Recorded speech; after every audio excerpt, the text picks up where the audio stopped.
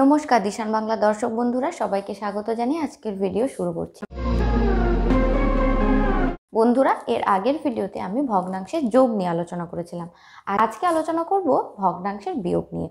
যোগ ও বিয়োগের মধ্যে খুব যে একটা নিয়মের তফাৎ আছে তা কিন্তু একদমই না। যারা যোগটা দেখেছো তারা আশা করি বিয়োগটা দেখলে খুব সহজেই বুঝতে পারবে।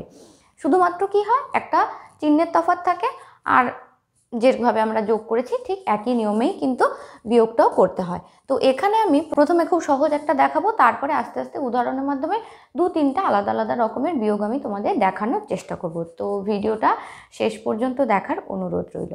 প্রথমে যে ভগ্নাংশটা আছে এখানে কিন্তু দুটি একই হর বিশিষ্ট ভগ্নাংশের বিয়োগ আমি তোমাদের দেখাবো। তো আগের ভিডিওতে বা আগের যোগ করার সময় আমরা শিখেছিলাম যে যদি ভগ্নাংশের হর দুটি একই থাকে তাহলে কিন্তু লসাগু করলে সেটার লসাগুটা সেম, মানে যে সংখ্যাটা আছে সেটাই হয়। তো আগের দিন দেখিয়েছিলাম, আজকে আশা করি এটা না দেখলেও চলবে। তো 21 এবং 21 দুটোরই হর 21 আছে, তো ভগ্নাংশের লসাগু কিন্তু 21ই হবে। 21 দিয়ে 21কে যদি ভাগ করা হয় তাহলে ভাগফল হবে 1। আর এই 1 দিয়ে যদি ওপরের লবটিকে গুণ করা হয়, নিচে হরকে ভাগ এবং লবকে গুণ, একই কিন্তু নিয়ম একদমই একই। লবকে গুণ করলে কি হবে, 21কে 21 দিয়ে ভাগ করলে হবে 1। 13কে যদি 1 দিয়ে গুণ করা হয় তাহলে 13কে 13, বিয়োগ চিহ্ন, 21 দিয়ে 21কে ভাগ করলে 1 এবং 9কে 9। 13 থেকে 9 বিয়োগ হলে হবে 4। 21 হর যা আছে তাই। এখানে দেখো বন্ধুরা, উপরের লব ছোট আছে এবং হর বড় আছে, এবং দুটো সংখ্যাকে আমরা কাটাকাটি মানে লঘিষ্ঠ আকারও করতে পারবো না। তো এই অঙ্কের উত্তর হবে নির্ণেয় বিয়োগফল 21 ভাগের 4 অংশ। এটাই কিন্তু উত্তর। চলো চটপট দেখে নিচ্ছি আরও বেশ কয়েকটা উদাহরণ। তো বন্ধুরা, এই অঙ্কটা একটু অন্যরকম। এখানে দেখো দুটোই কিন্তু পূর্ণ সংখ্যা আছে, অর্থাৎ এখানে দুটো ভগ্নাংশই কিন্তু পূর্ণ সংখ্যা আছে, এবং পূর্ণ সংখ্যার ভগ্নাংশ থাকলে সেটাকে আমাদের প্রথমে প্রকৃত বা অপ্রকৃত ভগ্নাংশে নিয়ে আসতে হবে, তারপরে সেটা লসাগু করতে হবে। মিশ্র ভগ্নাংশ থাকলে সেটাকে অপ্রকৃত ভগ্নাংশ কি করে করতে হয় তার ভিডিও কিন্তু আমাদের চ্যানেলে আছে। যারা সেটা জানো না বা পারো না তারা অবশ্যই গিয়ে ভিডিওগুলো দেখতে পারো। তো প্রথমে কি করতে হবে, নিজের হরকে দিয়ে পূর্ণ সংখ্যাটাকে গুণ করতে হবে, অর্থাৎ 30 দিয়ে এটাকে গুণ করতে হবে। এখানে হর দিয়ে এটাকে মানে পূর্ণ সংখ্যাকে গুণ করতে হবে, এবং যে গুণ করে যে সংখ্যাটা পাবো সেটা দিয়ে ওপরের সংখ্যাটাকে কি করতে হবে, যোগ করতে হবে। আমি সহজ করার জন্য বলে দিলাম। তো 30 দিয়ে যদি 5কে গুণ করা হয় তাহলে হবে 150, এবং 150-এর সাথে যদি 9 তাহলে হবে 159। এটা চলে আসলো একটা অপ্রকৃত ভগ্নাংশ, মিশ্র থেকে অপ্রকৃত ভগ্নাংশ চলে আসলো। পরেরটা দেখো বন্ধুরা, 33-এর সাথে 3কে গুণ করলে হবে 99, 99-এর সাথে 6কে যোগ করলে হবে 100। তো এতটুকু তো বোঝা গেল, বা হর যা আছে তাই থাকবে।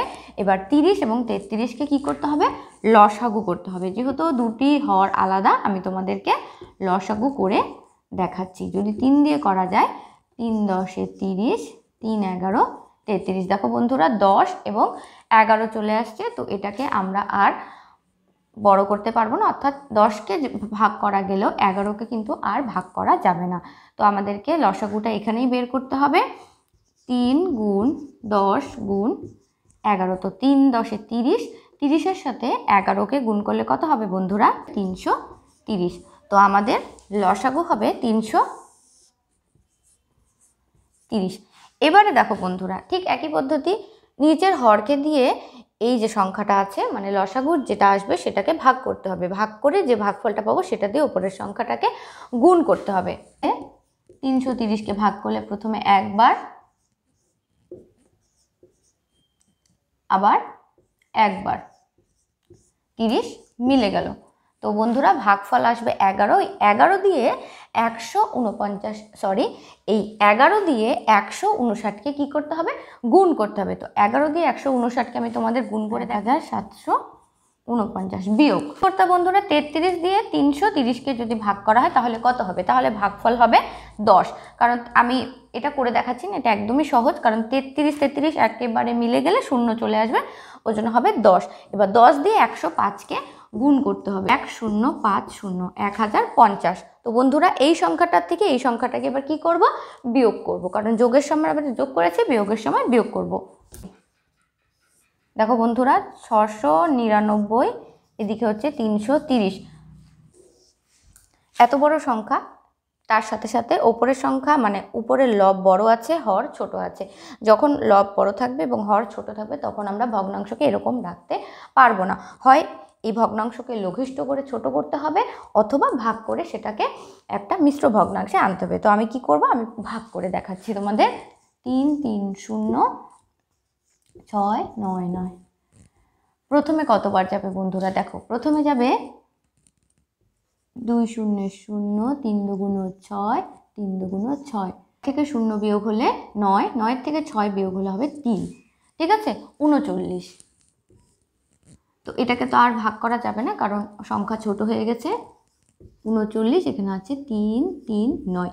এবারে যে ভগ্নাংশটা আছে, দেখো বন্ধুরা, এই ভগ্নাংশটাকে কিন্তু লঘিষ্ঠ আকার করে ছোট করা যেতে পারে। সেটা কত দিয়ে? 3 দিয়ে। আবার 3 দিয়ে যদি ভাগ করি তাহলে 3 একে 3, 3 একে 3, 0 নামলো। দেখো বন্ধুরা, প্রথমে বড় সংখ্যা আছে অর্থাৎ অপ্রকৃত ভগ্নাংশ আছে, সেটাকে ভাগ করে ছোট করলাম। ছোট করে যতটা আসলো সেটাকে আবারও ছোট করা যায়, অর্থাৎ এই যতক্ষণ আমরা পারবো সেটাকে কিন্তু ছোট করবো। তো এই ভগ্নাংশ বিয়োগফলের উত্তর হবে, চাইলে এটাকে তোমরা যদি চাও এখানেও কিন্তু তোমরা এটাকে লঘিষ্ঠ আকার করে তারপরে ভাগ করতে পারো, ঠিক আছে। আমি ভাগ করে লঘিষ্ঠ আকার করেছি, তোমরা চাইলে লঘিষ্ঠ আকার করেও ভাগ করতে পারো। ঘুরে ফিরে উত্তর দাঁড়াবে আমাদের 2 পূর্ণ 110 ভাগে 13 ভাগ। এটাকে আর ছোট করা যায় না। তো এই ভগ্নাংশের বিয়োগের উত্তর হবে 2 পূর্ণ 110 ভাগে 13 ভাগ। কি বন্ধুরা, যদি কোথাও বুঝতে বা বোঝাতে সমস্যা হয়ে থাকে বা তোমরা কোথাও ডাউট ফিল করছো, প্লিজ কমেন্টে লিখে জানাও। লিখে নিচ্ছি আরও একটা উদাহরণ। এবারে যে অঙ্কটা আছে সেখানে দেখো কি আছে, 7 বিয়োগ 3 ভাগের 1 অংশ। এখানে 7 একটা পূর্ণ সংখ্যা আছে, এর কিন্তু এটা ভগ্নাংশের আকারে দেওয়া নেই। সময় বা ভগ্নাংশের এই ধরনের অঙ্ক করার সময় যখন তোমরা এইরকম একটা পূর্ণ সংখ্যা পাবে তখন কি করবে? তখন অবশ্যই এই পূর্ণ সংখ্যার নিচে মনে মনে একটা 1 ধরে নেবে, ঠিক আছে। তো বন্ধুরা আবারও বলছি, যখন ভগ্নাংশের অঙ্ক করার সময়, যোগ বা বিয়োগ করার সময় হরের অঙ্ক থাকবে না বা এরকম একটা পূর্ণ সংখ্যা থাকবে, তখন আমাদেরকে মনে মনে সেই সংখ্যাটির নিচে একটা 1 ধরতে হবে। তো 1 আমি মনে মনে যদি এখানে একটা 1 ধরি, তো 3 আর 1-এর লসাগু কিন্তু 3ই হবে। বন্ধুরা 3 এবং 1-এর লসাগু কত হবে? 3ই হবে। তবে 3 দিয়ে যদি 1-কে ভাগ করা হয় তাহলে ভাগফল কত হবে? 1 দিয়ে 3 একে 3, 3ই হবে। তো 3 দিয়ে 7-কে কী করতে হবে? গুণ করতে হবে। তো 3 সাথে কত হবে বন্ধুরা? 21 বিয়োগ 3 দিয়ে 3-কে ভাগ করলে কত হবে? ভাগফল 3 একে 3, 1 1 হবে। 1 দিয়ে 1-কে গুণ করলে 1 একে 1। তো বন্ধুরা 21-এর থেকে 3 বিয়োগ হলে হবে 20। এই জায়গাটা কিন্তু তোমরা একটু মনে রাখবে যে এটা হচ্ছে হর 1 ধরে নিতে হবে, ঠিক আছে। 1 কিন্তু মনে মনে ধরে নিতে হবে। এবার 20, 21-এর থেকে 1 বিয়োগ হলে 20 এবং হচ্ছে 3। এবারে দেখো বন্ধুরা, ওপরে 20 নিচে 3, লব বড় আছে, আমাদেরকে কি করতে হবে? ভাগ করতে হবে, অথবা লঘিষ্ঠ আকার। তো লঘিষ্ঠ আকার যেহেতু করা যাবে না, আমি ভাগ করব। 3 6 18, 10-এর থেকে 8 বিয়োগ হলে হবে 2। এখানে দেখো বন্ধুরা, এখানে যেহেতু 1 চলে গেছে, এখানে মিলে গেছে, তো 2 হবে অবশিষ্ট এবং 3। তো 6 পূর্ণ 3 ভাগের 2 অংশ, 6 পূর্ণ 3 ভাগের 2 অংশ হবে এই ধরনের এই যে বিয়োগফলটা আছে এর উত্তর। দেখো বন্ধুরা, 3টি ভগ্নাংশের বিয়োগ দেখালাম, 3টা 3 রকম দেখালাম। যদি এই ভগ্নাংশের অঙ্কগুলি করতে গিয়ে তোমাদের কোনো রকম সমস্যা হয়, প্লিজ অবশ্যই লিখে জানাবে কমেন্টের মাধ্যমে। তো আজকে এতটুকুই। পরের ভিডিওতে আমরা এই ভগ্নাংশের যোগ বিয়োগ এবং পরবর্তী যে অঙ্কগুলো আছে সেগুলো নিয়ে আরও বিস্তারিতভাবে আলোচনা করব। যদি ভিডিওটা ভালো লাগে অবশ্যই লাইক করতে, শেয়ার করতে আর কমেন্ট করতে তো একদমই ভুলে যাবে না। আর যদি আমার চ্যানেলটাও তোমাদের ভালো লাগে বা আমাকেও ভালো লাগে, তাহলে অবশ্যই সাবস্ক্রাইব করে বেল বাটনটি বাজিয়ে আমার চ্যানেলের সঙ্গ দিতে ভুলে যাবে না। পরের ভিডিওতে আবারও দেখা হবে। সবাই খুব ভালো থাকবে। ধন্যবাদ।